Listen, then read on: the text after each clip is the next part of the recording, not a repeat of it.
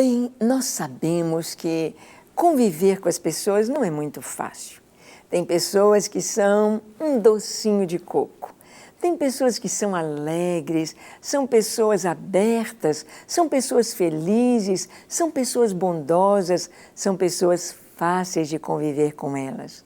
Mas, em contrapartida, há pessoas que são azedas, são amargas, são ásperas, são más, são pessoas de uma índole ruim, são perversas, são pessoas que gostam de ver o sofrimento dos outros.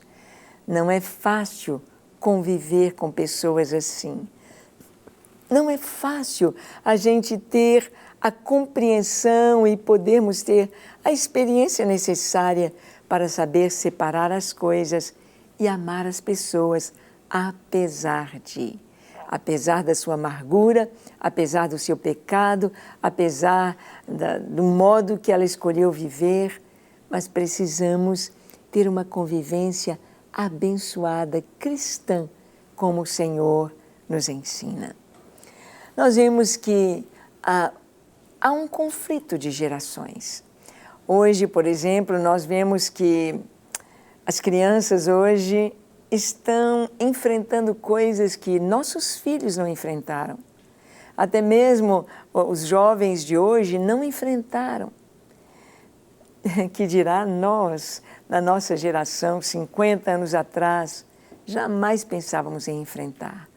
Nós então estamos vendo um tempo em que as crianças, olha, a gente já vê um bebezinho, a criança não tem um aninho, ela já sabe mexer no telefone, no iPad, ela já sabe pedir, ela já sabe escolher os seus desenhos, as suas músicas, os seus joguinhos. Isso era impensável há algum tempo atrás. Séculos atrás, então, as crianças ficavam enroladinhas com o quarto escuro, o bebezinho lá com os olhinhos fechadinhos durante tantos dias. Agora as crianças já nascem já quase falando, para exagerar.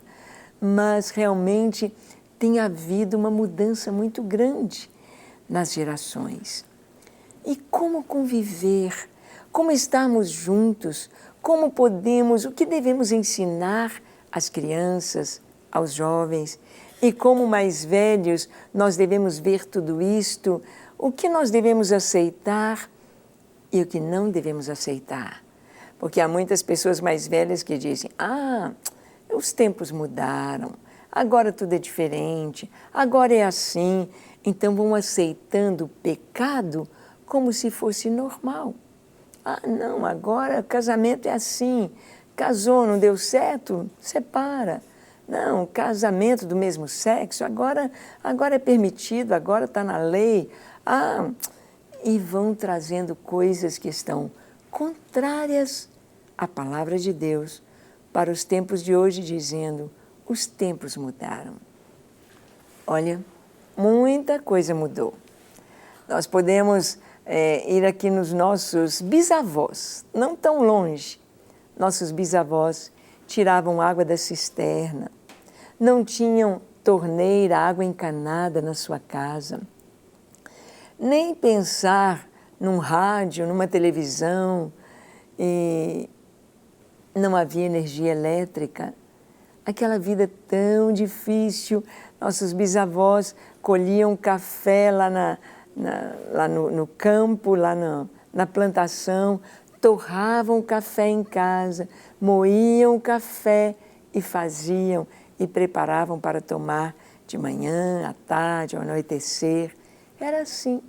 Tinha em casa, na minha casa, eu me lembro que nós tínhamos ainda um moinhozinho de moer os grãos de café torrados. E havia casas que tinham ainda aquela aparelhagem para torrar o café. Hoje o café é solúvel, tão rápido, a máquina de café em casa. Você tem um café expresso, você tem o cappuccino, você tem o chá, você tem tudo. A tecnologia veio mudar costumes das pessoas. A tecnologia entrou na casa, entrou no lar, entrou na família, fez as coisas ficarem bem fáceis. Por exemplo, se levava um tempão para fazer a comida no fogão de lenha. Se colocava, acendia o fogo, deixava uma água fervendo para fazer o arroz, aquela água para fazer outros alimentos cozidos ali. Começava a mulher brasileira, há décadas atrás, começava 9 horas da manhã, 8 horas da manhã, a preparar o almoço, que sairia às 11, 11h30 ou meio-dia. Tudo quentinho lá no fogão de lenha, mas aquele tempão, fazendo tudo tão artesanal. Ia lá na horta, colhia lá os cheirinhos verdes, colhia uma couve, um tomate. E hoje? Hoje a comida é pronta, hoje o fast food, hoje o self-service, hoje comida entregue em casa. Basta uma ligação, você escolhe o cardápio, a comida chega na sua porta. Muitas coisas mudaram. Sim, muitas coisas vieram facilitar a vida. A gente nem imagina uma casa sem energia elétrica.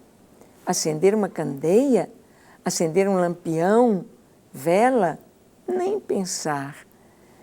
Mas algo, por mais tecnologia que se tenha, por mais desenvolvida que esteja a nossa geração, o coração do homem é o mesmo. Absolutamente o mesmo. Aquele coração lá do Jardim do Éden, aquele coração que voltou as costas para Deus, aquele coração que imediatamente, ao abandonar o Senhor, conheceu a morte, o homicídio, conheceu a violência, conheceu o adultério, conheceu tudo de ruim, quando o homem comeu daquele fruto do conhecimento do bem e do mal. O bem ele já conhecia, na verdade ele foi conhecer o mal. O mal. E há pessoas que entram e pisam numa armadilha cruel, uma armadilha fatal, porque eles vão experimentar aquilo que não conheceram. Vai experimentar a droga e se torna um viciado. Vai experimentar a bebida, se torna um alcoólatra. Vai experimentar o cigarro, vai experimentar a prostituição e se torna uma pessoa ligada, viciada, uma pessoa ligada ao pecado. A palavra de Deus nos diz e nos mostra o homem em todas as gerações, seja no iluminismo, seja na época do auge da filosofia grega, no auge das descobertas, no auge da Revolução Industrial, no auge da tecnologia, na era da comunicação, o homem é o mesmo. Suas necessidades são as mesmas. E sempre há o conflito de gerações. Aqueles mais velhos que às vezes não entendem os mais jovens que não entendem e não querem saber dos conselhos dos mais velhos. Então, a palavra de Deus nos diz, em 1 Pedro, capítulo 5, do verso 5 ao 11, está escrito: rogo igualmente aos jovens, sede submissos aos que são mais velhos. Outrosim, no trato de uns com os outros, cingivos todos de humildade, porque Deus resiste aos soberbos, contudo aos humildes concede a sua graça. Vamos parar aqui um pouquinho. Pedro está dizendo, eu rogo aos jovens. Pedro escreve a sua carta no momento de muita perseguição, no momento em que os cristãos, jovens, adolescentes, crianças, bebês, mulheres, seus maridos, os mais velhos, bem velhinhos, eram lançados aos leões, eram decapitados, eram queimados nas fogueiras de uma maneira tão terrível, foram martirizados nossos irmãos. E Pedro escreve estas cartas para confortar os irmãos, para trazer uma palavra para eles permanecerem. Vamos em frente, não vacile, não abra mão, não desanime. Ele escreve essas duas cartas para os irmãos. E ele traz um conselho para os jovens que estavam dentro deste contexto de perseguição. Ele diz: rogo igualmente aos jovens. Rogo é um pedido quase que implorando: por favor, prestem atenção, eu rogo a vocês, sejam submissos aos mais velhos. Por quê? Porque os mais velhos já passaram pelos caminhos por onde eles estão passando. Eles têm noção dos perigos, dos atalhos e têm uma palavra boa. Ah, como é bom quando um jovem gosta de conversar com pessoas mais velhas. Como é bom quando um jovem tem amigos mais velhos e leva em conta os seus conselhos, porque ele vai evitar muita dor de cabeça. A Bíblia nos conta de um rei jovem chamado Roboão, que desprezou o conselho dos mais velhos quando o povo veio fazer uma reivindicação, e ele buscou o conselho dos mais jovens. Ele buscou o conselho do pessoal da sua idade, seus colegas de faculdade, que não tinham experiência de governar. E ele seguiu o conselho dos mais jovens e, com isso, o reino se dividiu. Dividiu, ficando ele apenas com 2 tribos, e 10 tribos seguiram Jeroboão, deixando Roboão sozinho. Porque ele não ouviu o conselho dos mais velhos, ele não ouviu a palavra de sabedoria. Pedro está dizendo: rogo aos jovens, sede submissos aos mais velhos. Preste atenção, não é apenas seguindo o conselho, mas sendo realmente submisso, fazendo aquilo que o outro diz para fazer. Sede submissos. Jovens casados, jovens pastores, jovens missionários, jovens profissionais que aprendam com os mais velhos. E ele diz: outrossim no trato com os demais, com os outros, jovem com jovem, cingivos de toda humildade. Ah, o jovem quer mostrar que ele está por cima quando ele quer mostrar o seu valor.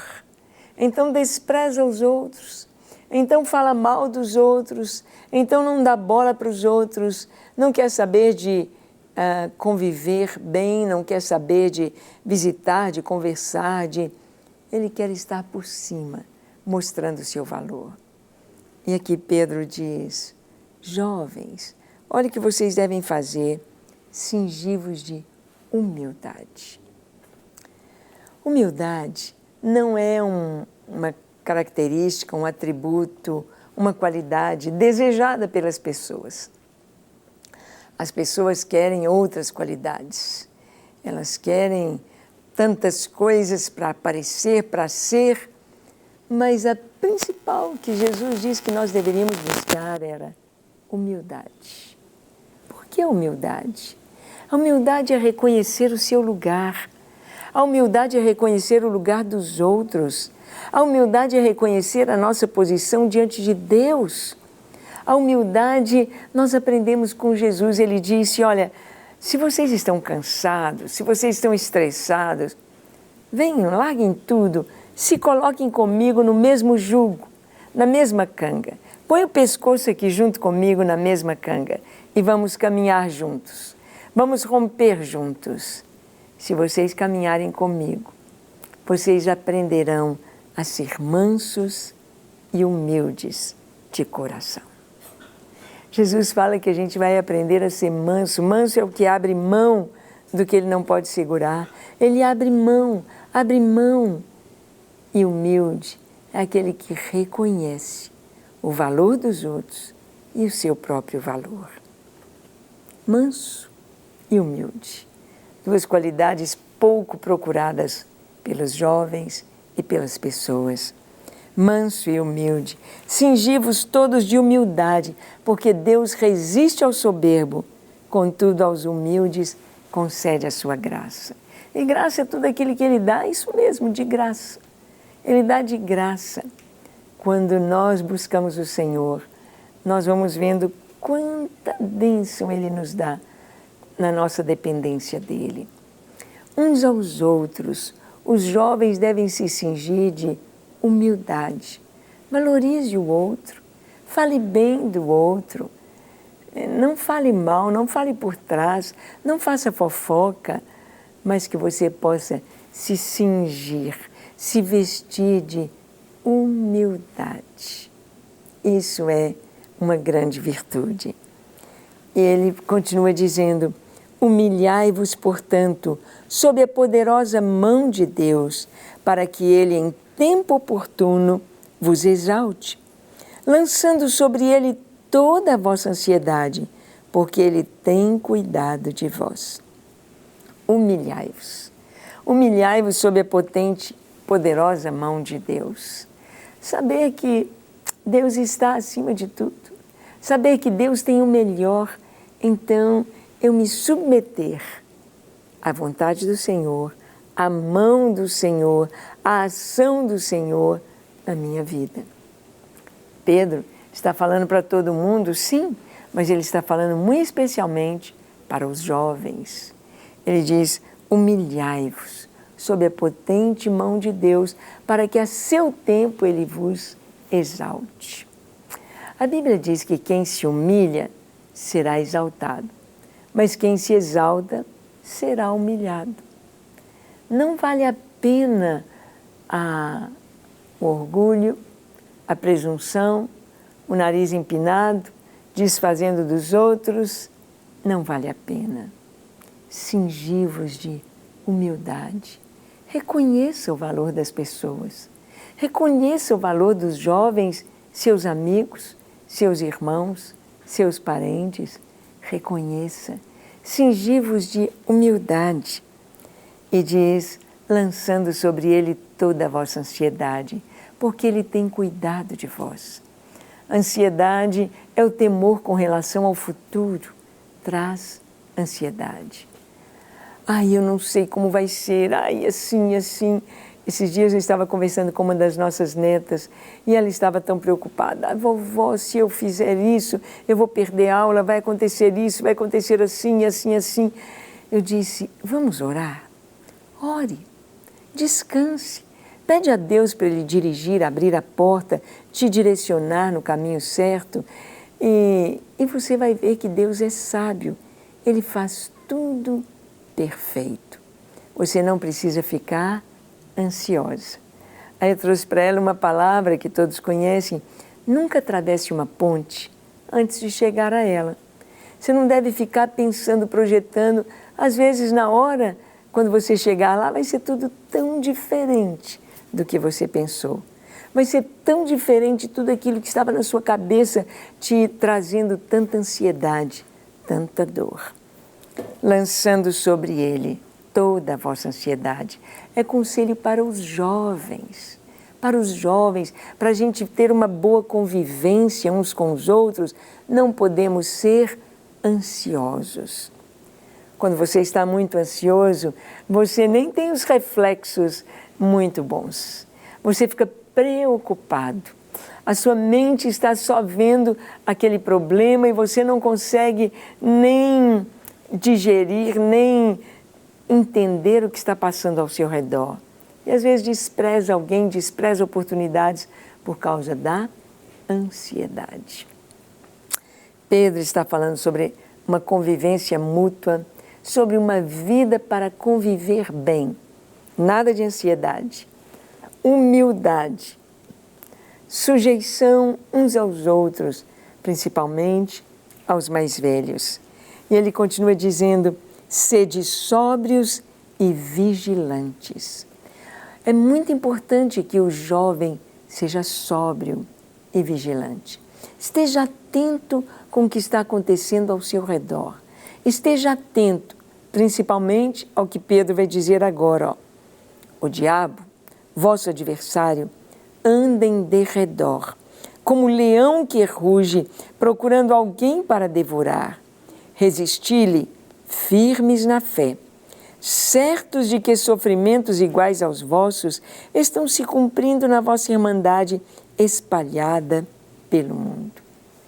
Aqui Pedro está dizendo: o diabo está aí, ó, ao nosso derredor, olhando, espreitando, vendo, analisando, esperando o momento de atacar, para devorar, para destruir. Talvez você já tenha assistido alguns programas do Discovery Channel e você já viu lá aqueles programas com os animais, quando a leoa, o leão, os predadores estão ali à espreita, analisando que hora eles vão atacar, como eles vão atacar, para que lado o bicho vai fugir, geralmente ali perto da água, e está espreitando, à espreita. O caçador fica na espreita também da caça, analisando, olhando, vendo o caminho, apontando e vendo o momento certo de atirar. O diabo está assim, ao nosso derredor, não ao nosso redor, porque ao nosso redor há uma muralha de fogo da presença de Deus. O anjo do Senhor acampa-se ao nosso redor, ao redor dos que o temem e os livra. Mas o diabo está ao derredor, espreitando, analisando. Aquele ali eu vou pegar na prostituição, aquele ali eu vou pegar com a droga, aquele ali eu vou pegar com o álcool, aquele ali eu vou pegar com o tráfico, aquele ali eu vou... Então ele está analisando como ele vai pegar o jovem. Por isso Paulo diz, Pedro, aliás, nesta carta, Pedro diz, olha, sede sóbrios e vigilantes. Não aceite qualquer coisa, não leia qualquer coisa, não deixe entrar em você coisas que vão ser usadas pelo inimigo para a tentação. Mas ele diz o que nós temos de fazer: resistir-lhes firmes na fé. Resistir ao diabo e ele vai fugir. Resistir. Resistir é com a palavra, é com a fé na palavra de Deus.